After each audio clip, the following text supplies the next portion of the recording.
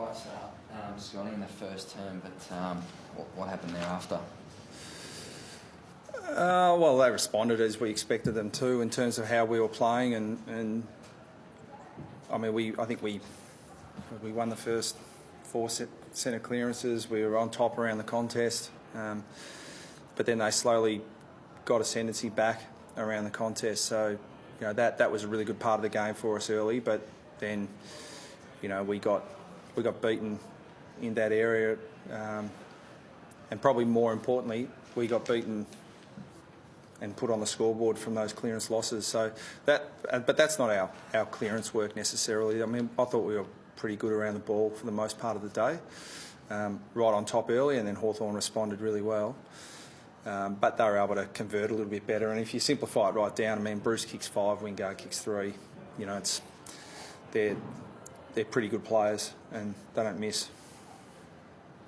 So many new players in the lineup. Was it, I guess, a slower start to be expected while you find that chemistry? It's not ideal, the slower start, I mean. And they're actually individually performing pretty well. It's just, you know, we just need to put it all together. You know, in the first quarter, we were able to perform well. Last week, we had ourselves in a winning position for most of the day. Yeah, so it's frustrating because I can see the signs. And the signs are good, but they're not consistent enough, and we're not doing it for long enough at the moment, which is really frustrating. But we've just got to hang in there. You know, it's a long season. It's been a tough start for us, but you know the competition is just it's seesawing all over the place at the moment, and it'll take a while for it to settle down. And we've just got to hang in because you know I think that the foundation of what we're trying to do is still pretty sound, but we're not executing it for long enough at the moment. It's only for small periods in games. Talking about hanging in, though, you're zipping 3 now. Yeah, I'm aware of that. Yeah. How much longer are the fans going to be hearing those sorts of lines? Oh, what do you want me to say? Because there's genuine unrest at the moment. It has been. Oh, well, you drum it up, mate. But I mean, as well. But yeah, well, we're just got to hang in there. There's, you know, we've got some things that we'd like to straighten out, but you know, those things will straighten themselves out if we continue to work really hard on it. How's the balance going in the forward half, Scotty? You've obviously got one of the best spearheads in the competition, Ben Brown, who you use a lot. But are you trying to get more of a mix there with, you know, the delivery inside, or can you just tell us how you want that to play out in the forward half? Yeah, well, it's the first time Brownie's played as a 1-out key forward, so we're always concerned about that. You know, and there's some personnel that we'd like to bring in, but again, it's like when you bring in 7 or 8 new guys, you sort of can exacerbate the problem when you bring another one in.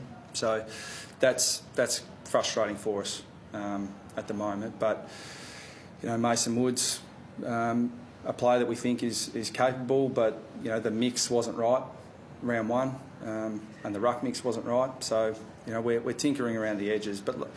If you get a lot of other things right, those things, the finishing and the execution tends to take care of itself. And well, you know, we had enough shots today. We just didn't convert. We didn't take our chances. Is the temptation to stick that with this 22, or the bulk of which, given that things are, as you mentioned, there's a lot actually going wrong? No, we'll look at it every week in terms of what we want to go, in terms of the opposition we play and who we look to bring in. We've got some guys that are just about ready to go to come back in, so that'll mean that you know we'll have some decisions to make. Is that chemistry something that can just come to hand really quick and click and you're off, or is it going to be more of a hard graft, do you think? I'm not going to guess. We've just got to make sure that we can put everything in place that we want to put in place and execute for longer. I mean, if you stop these 2 games at half time, we're talking about a few good things. So, you know, the nature of the game is that you don't win, you're really disappointed. Everyone's disappointed, but you know that it's a finer line than people recognise, and you know we'll just hang in and keep working really hard. And history tells me the teams that do that really well come out all right in the end. Just talking about selection again, you mentioned there's guys that are almost ready to play, the Jed Anderson, Sam Wright, these sort of guys. But are there guys that are going to lose their spots because of performance in the first 3 rounds?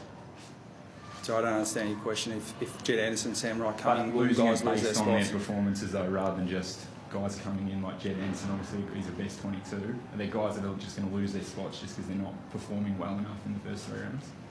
Yeah, there's a lot that goes into selection. So, you know, what do you want me to put someone's head on a platter for you?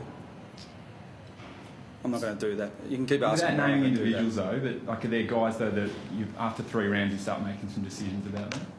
Because there haven't been a lot of changes to this point of the season. Yeah, well, mate, we'll name our team every week and you can read about it. What was the fitness out of the VFL yesterday?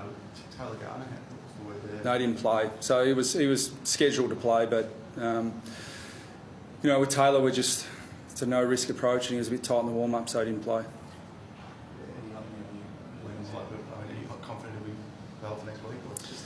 No, our guys are just trying to prepare him to get battle hardened to get out there and perform. And you know, he's a bit tight in the warm up, so you know, we'd just be crazy to put him back out there. In the context of your coaching career, where does this sit in terms of challenges that you faced? So, I don't rank them. Any update on Mason Wood and how he's pulled up from last night? No. Outstanding individual contributions.